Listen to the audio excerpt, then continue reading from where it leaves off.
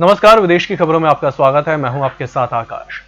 सीमा विवाद को लेकर भारत चीन के बीच अगले राउंड की बातचीत जल्द हो सकती है। इससे पहले विदेश मंत्रालय ने मीडिया ब्रीफिंग में कहा कि डिसएंगेजमेंट एक मुश्किल प्रोसेस है, इसके लिए दोनों तरफ से सहमति के साथ आगे बढ़ने की जरूरत होगी। मंत्रालय के प्रवक्ता अनुराग श्रीवास्तव ने कहा कि अब इस बात का ध्यान रखा जाएगा कि LAC पर मौजूदा स्थिति को बदलने की एकतरफा कोशिश नहीं हो पाए।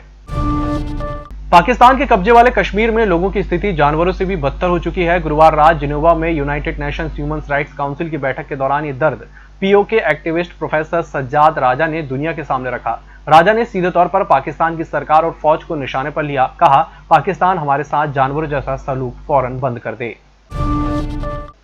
पाकिस्तान के पूर्व प्रधानमंत्री नवाज शरीफ ने अपनी पार्टी पाकिस्तान मुस्लिम लीग नवाज के नेताओं को फौज से दूर रहने के लिए कहा है। उन्होंने हाल ही में शुरू किए गए अपने ट्विटर हैंडल से ट्वीट किया, अगर राष्ट्रीय सुरक्षा या संविधान के मुद्दे पर फौज के साथ मीटिंग करने की जरूरत होती है तो ऐसा पार्टी लीडरशिप से इजाजत लेकर किया जा सकता है।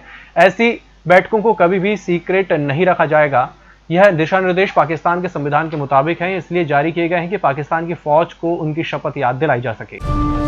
अमेरिका में राष्ट्रपति चुनाव से पहले डेमोक्रेट कैंडिडेट जो बाइडेन और उनके बेटे रॉबर्ट हंटर बाइडेन के खिलाफ भ्रष्टाचार के आरोपों की जांच हुई। दोनों बेगुनाह पाए गए। खास बात यह है कि यह जांच राष्ट्रपति डोनाल्ड ट्रंप की रिपब्लिकन पार्टी के सीनेटर्स ने की। एक मामला यूक्रेन की कंपनी से जुड़ा था, इसमें हंटर काम कर चुके हैं। आरोप है कि जो बाइडेन ने उपराष्ट्रपति रहते हुए इस कंपनी के गलत कामों को दबा दिया था। अमेरिका में जल्द ही वीजा संबंधी नए नियम लागू हो सकते हैं। डोनाल्ड ट्रंप एडमिनिस्ट्रेशन के इसके लिए नया प्रस्ताव तैयार किया है। छात्र, शोधकर्ताओं और पत्रकारों के लिए वीजा कैटेगरी में टाइम लिमिट भी तय किए जाने का प्रस्ताव है। आसान भाषा में समझें तो नए वीजा जारी करते समय ही तय हो जाएगी कोई व्यक्ति कितने दिन अमेरिका में कानूनी तौर पर रह सकता है। ब्रिटेन वक्त है छोटे से ब्रेक का। होटल गौरीशी भोपाल शहर के बीचों बीच स्थित ठहरने की सर्व सुविधा युक्त जगह है। Room available in affordable prices और facilities free wifi, AC, TV, parking, security, lift, full sanitised room, toiletry kit. Hotel Gaurishi, hall number 8, Chittor complex, MP Nagar, zone 1, Bhopal. Phone number 7898128620। Break के बाद एक बार फिर से आपका स्वागत है। बढ़ते हैं अगली खबर की ओर। सार्क देशों के नेताओं की अनौपचारिक बैठक गुरुवार को न्यूयॉर्क में हुई। इसमें भारत के विदेश मंत्री S जयशंकर और पाकिस्तान के विदेश मंत्री मोहम्मद कुरैशी समेत दूसरे सदस्य देशों के विदेश मंत्रियों ने हिस्सा लिया। बैठक में भारत के विदेश मंत्री जयशंकर ने कहा, सार्क देशों के सामने सीमा पार से होने वाला आतंकवाद, कनेक्टिविटी तोड़ना और व्यापार में रुकावट डालने जैसी चुनौतियां हैं। जब तक इन तीनों चुनौतियों का हल नहीं ढूंढा जाएगा, साउथ एशिया क्षेत्र में शांति, समृद्धि और सुरक्षा बहाल नहीं होगी। पाकिस्तान ने conference on interaction and confidence building measures in Asia की बैठक में कश्मीर का मुद्दा उठाया। 27 देशों के संगठन में यह मुद्दा उठाने पर भारत ने नाराजगी जाहिर की। इस बैठक में भारत की ओर से विदेश मंत्री S जयशंकर मौजूद थे। विदेश मंत्रालय ने कहा कि पाकिस्तान ने फिर से अपनी झूठी कहानी फैलाने के लिए एक वैश्विक मंच का गलत इस्तेमाल किया है। पाकिस्तान को जम्मू कश्मीर और लद्दाख पर बोलने का कोई हक नहीं है। ये दोनों भारत का अभिन्न हिस्सा थे और रहेंगे।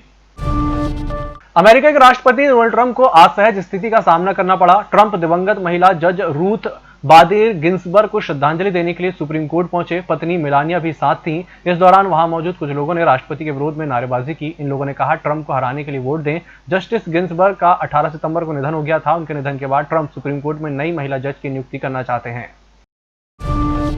राष्ट्रपति डोनाल्ड ट्रंप के शासनकाल में चीन और अमेरिका के रिश्ते सबसे खराब दौर में पहुंच गए। Corona virus, trade deal, south China sea, Taiwan और जासूसी के मुद्दे पर ट्रंप ने बिना किसी लाग लपेट के चीन को कटघरे में खड़ा किया। चुनावी दौर में डेमोक्रेट कैंडिडेट जो बाइडेन भी उसी रास्ते पर नजर आ रहे हैं। हालांकि 2009 से 2017 के बीच जब वे उपराष्ट्रपति थे तब चीन को लेकर उनका रवैया दोस्ताना था। ये बात चीन भी मानता है, लेकिन अब हालात बिल्कुल अलग हैं। स्पेन का एक बॉयज स्कूल लड़कों को खाना बनाना, बर्तन धोना, झाड़ू लगाना और प्रेस करना सिखा रहा है। इसकी दो वजह है। पहली, कोरोना काल के कारण लंबे समय बाद स्कूल पहुंचे स्टूडेंट की नेगेटिविटी खत्म करना। दूसरी, लैंगिक समानता को बढ़ावा देना। वीगो सिटी स्थित डे फिमेंटो कालिस्ट स्कूल की इस पहल के लोग जमकर तारीफ भी कर रहे हैं। स्कूल के संस्थापक डैन बैगन बताते हैं कि शहर की आबादी करीब 3 लाख है। कोरोना वायरस के बाद देखो सिटी समेत पूरे देश के स्कूल बंद हो गए थे। इस दौरान लंबे समय तक स्टूडेंट्स को घरों में कैद होकर रहना पड़ा, जिससे ज्यादातर बच्चों की मानसिक स्थिति खराब हो गई। इस बुलेटिन में फिलहाल इतना ही। इसी के साथ मुझे दीजिए इजाजत। नमस्कार।